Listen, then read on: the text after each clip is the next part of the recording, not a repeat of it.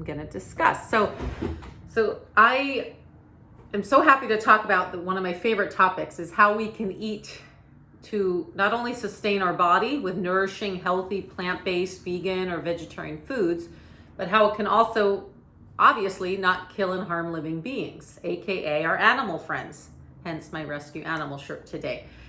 The yogis were vegetarian or vegan. Well, actually now more so vegan, used to not be vegan, but the dairy does kill animals, which I can get into in a moment. So the yogic diet was not harming or killing animals, fish, chicken, nothing in the yoga ashrams that killed animals because they're living beings. The yogis wanted vital health. That's why they do the yoga postures that so many know about, to keep the body healthy and prevent disease, and also so the body can be free of pain so the yogis could meditate and discover our mind and our soul and who we are and why we're here. So the yogic diet is very much a part of yoga as much as the postures. And many people don't always want to talk about that because they themselves want to eat the animals, right? Let's face it. So if yoga teachers are eating animals, they're not going to discuss the diet. But I've been so blessed to be born and raised vegetarian since I'm born, because my father studied with the yogis. He studied with Muktananda and Swami Satchidananda in New York. And then I grew up kind of with Shivananda yoga ashrams. So I've never eaten fish, chicken, or meat in my life, and I'm 46. So I can attest to the fact that at 46 years old, I've not once eaten fish, chicken, meat, or animals in my life. I did grow up dairy, grew up with dairy and eggs. The eggs wasn't yogic diet, but my parents weren't vegetarian until they raised children, so they weren't totally sure. Now I know you can get B12 from a supplement and nutritional yeast, so I don't have to eat the eggs or dairy. I've been about 8 years mostly vegan, shifted slowly. So I can attest to the fact, and I've done blood work and everything, that you can be vitally healthy, enough iron, protein, and all the nutrients you need from plant-based sources.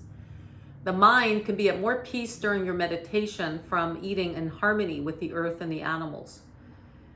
Animals are living beings, just like us. They have families and parents and kids and mommies and sisters and brothers, all the animals, just like us, and they want to live. No one wants to die. If you try to kill an animal or contain it in a cage, it's going to try to run away, just like we would, and try to sustain life. So it's very much supporting a more peaceful meditation if you're not harming other living beings. It also now in the modern age is showing that it's a very sustainable way to some people say the most sustainable way for the planet. So we're not taking up land and water resources to raise animals.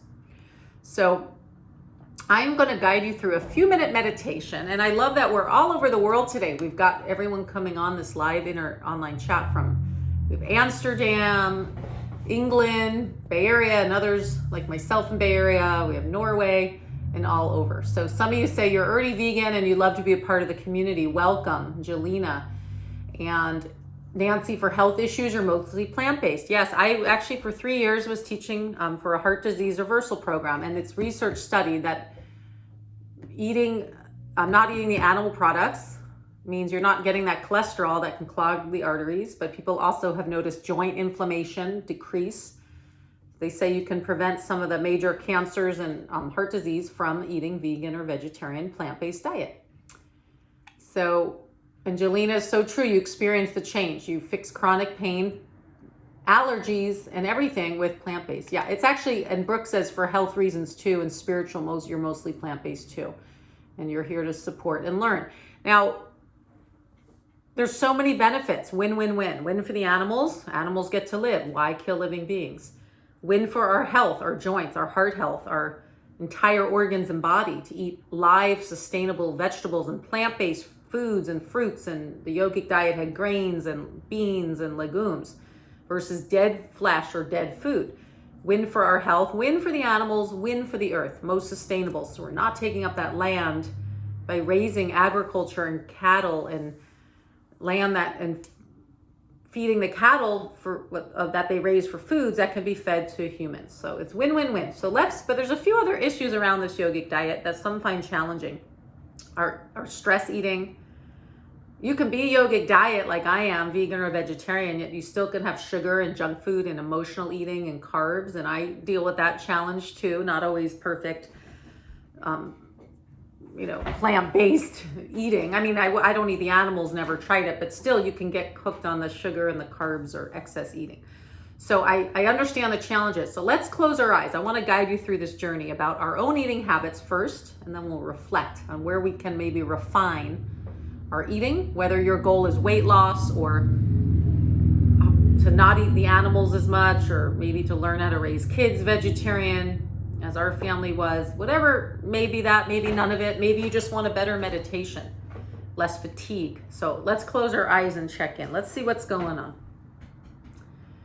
Okay, so close your eyes. Take a few slow breaths in and out through the nose. Just sit tall. I didn't mention, but I've been teaching yoga for 25 years and I meditate every day. So I don't always talk about the animal rights or yogic diet in my yoga or chair yoga classes, but this topic is specifically on that, and I want to meditate focusing just on that now. So with your eyes closed, I just want you to sit tall. If you're cross-legged on a cushion, let your legs relax. If you're in a chair, feel the feet grounded on the earth. You might want to shake the head out, no or yes, feel it centered over spine. You can also roll the shoulders and relax the shoulders. Fake a yawn, just anything you need to do to get real comfortable in your body. And then once you find stillness, take a few slow, deep breaths.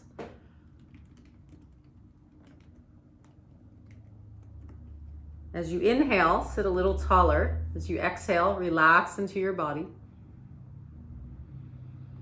And sense what's going on. Let's start with eyes closed. Bring awareness around your stomach. First, being mindful. Are you full now? Are you hungry? Do you feel light and optimal weight, or do you feel bloated? What's going on in your body? How do you feel in your own body right now? It doesn't have to be a word, just sense it. This could be depending on if you just ate or if you're hungry. We're from all over the world here online, so depending what time of day it is or night. And I want you to reflect on currently your eating and meditation schedule. Meaning, if you meditate first thing in the morning, do you eat late at night or sugar or any reasons that could be contributing if you feel tired or sluggish when you meditate? You have your own schedule, I know, with eating and meditation. So reflect on when do you meditate and when do you eat? And how does that affect your meditation? What foods are you eating before you meditate or in general?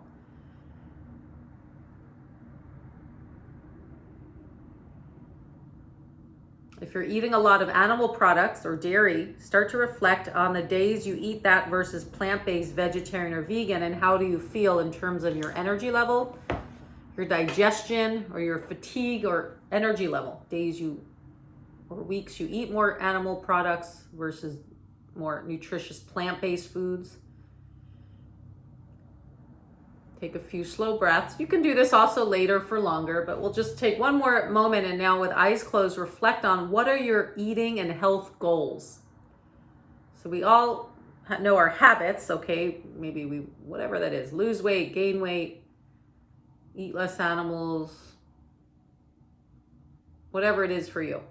We know that what we want to do, but or what we are doing, but that's hard to break, but reflect on your goals. What would be your optimal diet? If there wasn't obstacles of cravings, if you didn't have obstacles of maybe busyness at work or finances or anything that was an obstacle to your eating or your family or society or media, what would be your optimal diet for your optimal health, harmony with the earth and all beings?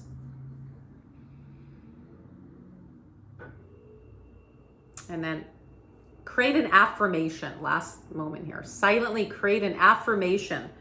Affirm. Make up your own. It could be opposite of what you're doing. We're going to try to create a healthier habit now. So an example could be,